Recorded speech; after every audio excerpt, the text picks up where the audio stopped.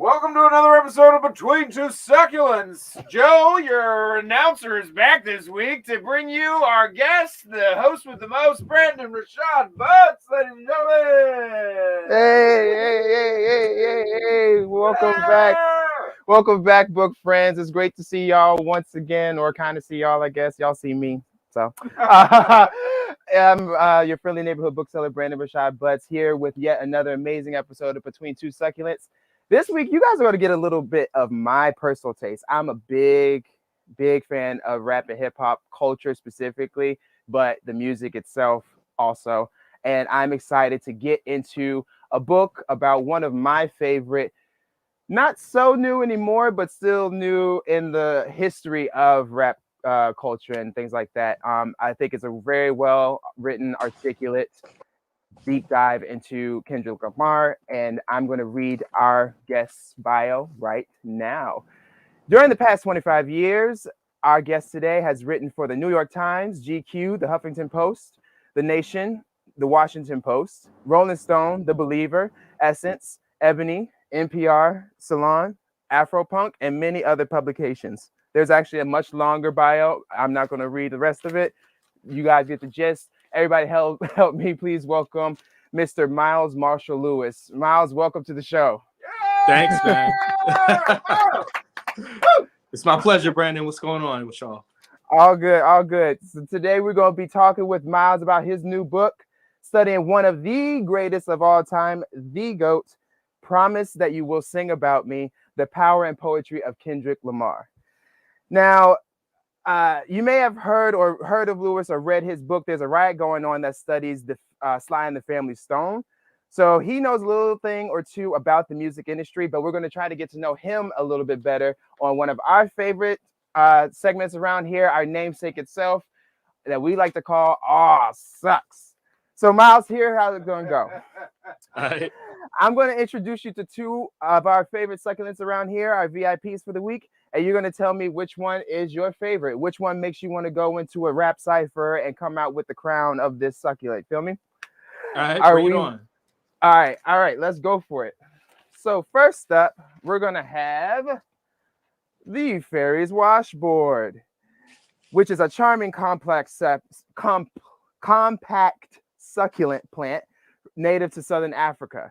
It features a rosette of triangular leaves with distinct ridges, giving it its common name, the Fairies Washboard. The leaves create a spiral effect that is quite dizzying when you look at the plant from above, and the plant produces flower clusters in the summer, but the flowers are not all that showy, so it's a humble little plant.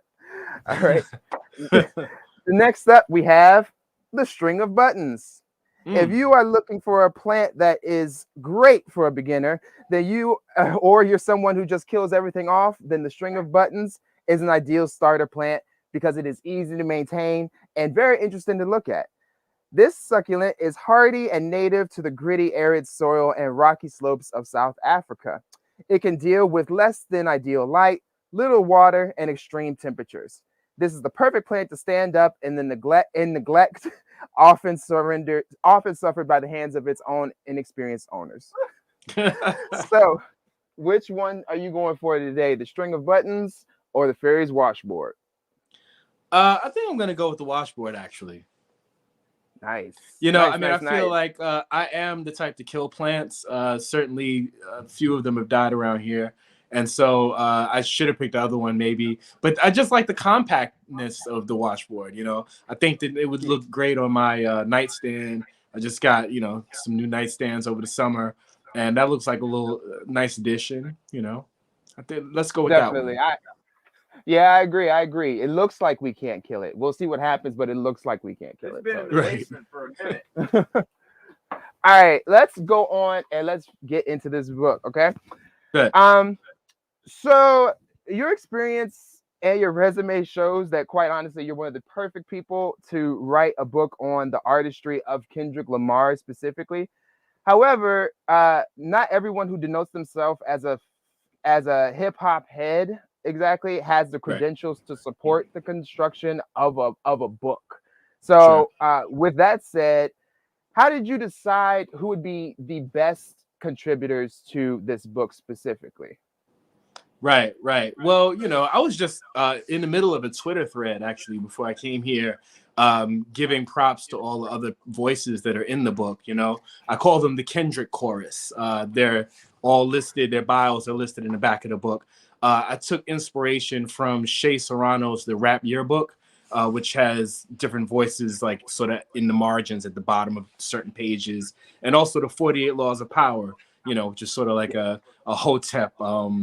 What's the word, dog whistle, but as a book, it's got like commentary from different powerful people throughout the ages, sounding off about power. So I was like, it would be cool to just sort of have in the margins of this book people like Ta-Nehisi Coates, people like Greg Tate, people like Alicia Garza of the Black Lives Matter movement, people like Chris X, a colleague of mine from the 90s rap journalism wars.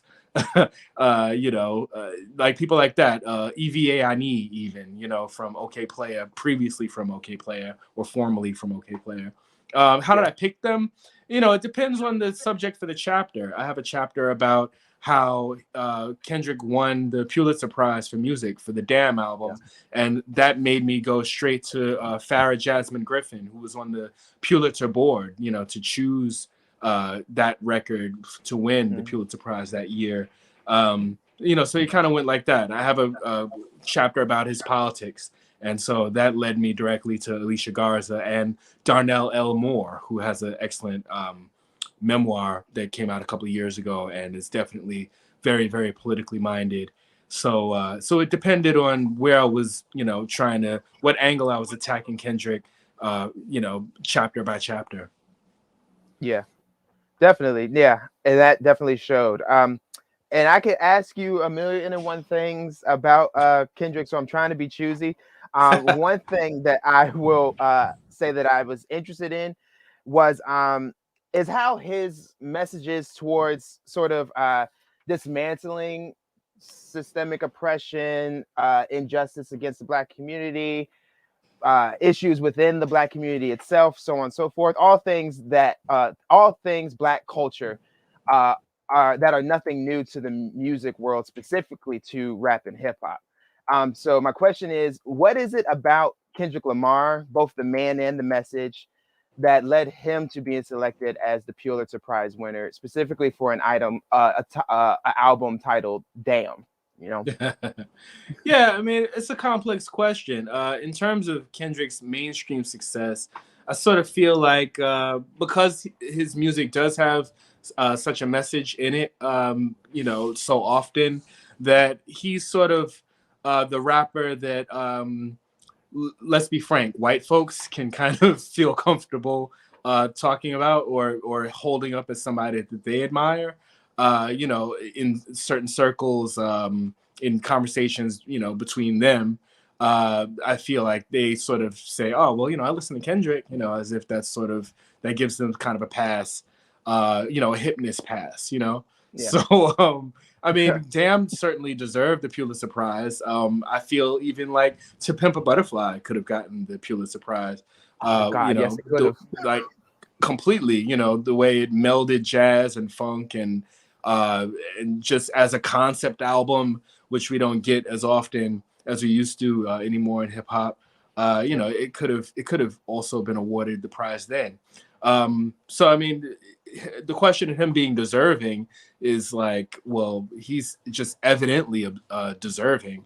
But I think that what gave him like the kind of mainstream success that he has now is frankly his appeal to to white folks, which often they're like the gatekeepers for so much. Right. Yeah, I mean that's kind of what it boils down to. And with that, I want to say you created a compilation story, a compilation of story, graphics, and facts surrounding a truly heavy-hitting entertainer. So I feel like you're going to be the best person, the number one champ for our next round that we like to call the lightning round. All right. All right now. So how this is going to go is I'm going to give you off 3 rapid-fire questions, and you'll just give me your best answer. Everyone tuning in along, we encourage you to play. Please comment in the comment boxes. And if you do comment on all 3 questions, you could win a free copy of the book Promise That You Will Sing About Me, The Power and Poetry of Kendrick Lamar by Miles Marshall Lewis. It is awesome. I suggest you participate. Miles, you ready to go into the lightning round? Let's do it. Let's do it. Let's I'll do try it. to be as fast as possible. All right, I got you. All right, here we go. Question number 1. Who's the best rap performer that you've ever seen live? KRS-One. Like, not just for the verses that just happened with him and Big Daddy Kane, but I guess I saw him in college. I went to Morehouse College, and I think he came for homecoming one year, not to Morehouse, but to nearby Clark Atlanta University.